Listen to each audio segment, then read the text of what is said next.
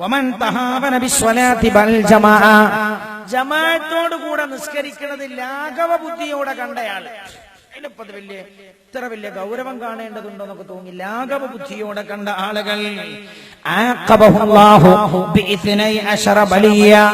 12 ശിക്ഷ അയാൾക്ക് അല്ലാഹു നൽകും എന്ന് നബിയുനാ റസൂലുള്ളാഹി.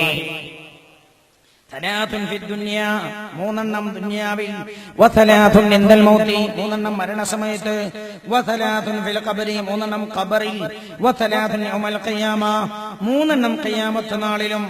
فأما الثلاثة التي في الدنيا, ദുനിയാവിലുള്ള മൂന്നെണ്ണം എന്താ?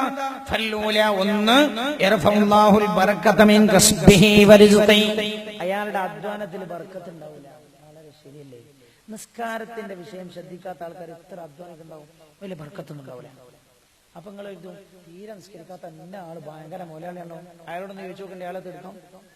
ഞാൻ ഒരിക്കൽ ഒരു സീസണിന്റെ അടുത്തൊരു മൊലാളി വന്നു, ഒരാൾ വന്നിട്ട് എന്നോട് ഉസ്താദേ, നാളെ എനിക്കൊരു 50 ലക്ഷം കിട്ടിയില്ലെങ്കിൽ എന്റെ കഥ വലിയ കഷ്ടാന്ന് പറഞ്ഞു. ഞാൻ മൂക്കത്ത് ഇങ്ങനെ കഴിഞ്ഞു, 50 ലക്ഷം നാളെ ജീവിക്കാനോ?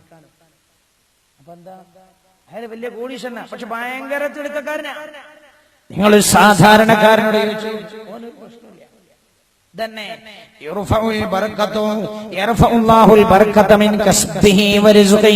അയാളുടെ അധ്വാനത്തിൽ അല്ലാഹു ബർക്കത്ത് എടുത്തു കളയും.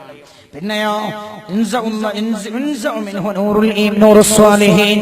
സ്വാലിഹീങ്ങളുടെ പ്രകാശം അയാളുടെ മുഖത്ത് നിന്ന് എടുത്തു പോകും. മൂന്നാമത്തതോ മുഅ്മിനീങ്ങളുടെ ഖൽബിൽ അയാളുടെ വലിയ ദേഷ്യം ഉണ്ടാവും. മരണസമയത്തുള്ള മൂന്നെണ്ണമോ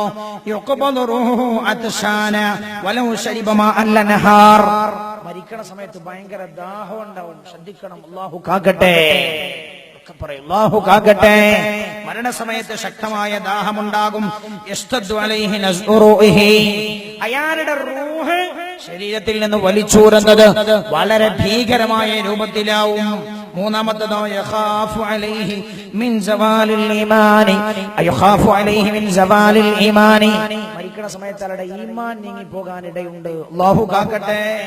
വഅമ്മല്ലതി ഫിൽ ഖബരി, കേൾക്കണം, ജമാഅത്തിനെ നിസ്സാരവൽക്കരിക്കുന്നവന്റെ ശിക്ഷ ഖബറിൽ എന്താണ്? ഹബീബായി നബിയുനാ റസൂലുള്ളാഹി സല്ലമ തങ്ങൾ പറയുകയാണ്, യദീഖു അലൈഹി സുആല മുൻകർ വനകീർ, മുൻകർ നകീർ അലൈഹിസ്സലാമിന്റെ ചോദ്യം വളരെ ഗൗരവമാവും. വഥാനിയ തസ്തദു അലൈഹി വൽമതുൽ ഖബർ, ഖബറിന്റെ ഇരുട്ട് വളരെ ഗഹനമായിരിക്കും, ശക്തമായിരിക്കും. മൂന്നോ യദീഖു ഖബറുഹു ഹത്താ തന്നമ്മ അദ്ലാഉഹു, അയാളുടെ വാരിയെല്ലുകൾ പോലും കോർക്കിടക്കപ്പെടുന്ന രീതിയിൽ ഖബർ അയാളുടെ ശരീരത്തിൽ വന്നു ചേരും. വഅമ്മല്ലദി ഫിൽ ഖിയാമ, ഖിയാമത്ത് നാളിലുള്ള ശിക്ഷയോ യുശദ്ദു അലൈഹി ഹിസാബുഹു, അയാളുടെ വിചാരണ ശക്തമായിരിക്കും. യഗ്ളബു അലൈഹി റബ്ബുഹു, അല്ലാഹു അയാളുടെ വിഷയത്തിൽ വളരെ കുപിതനായിരിക്കും. വതാലിദ യുആഖിബുഹു അല്ലാഹു ബിന്നാർ, അയാളുടെ അവസാനം നരകമായിരിക്കുമെന്ന് നബിയുനാ റസൂലുള്ളാഹി. അപ്പൊ നമ്മൾ ശ്രദ്ധിക്കണം, ഏത് ശ്രദ്ധിക്കണം? നമ്മൾ ജമാഅത്തിന്റെ കാര്യം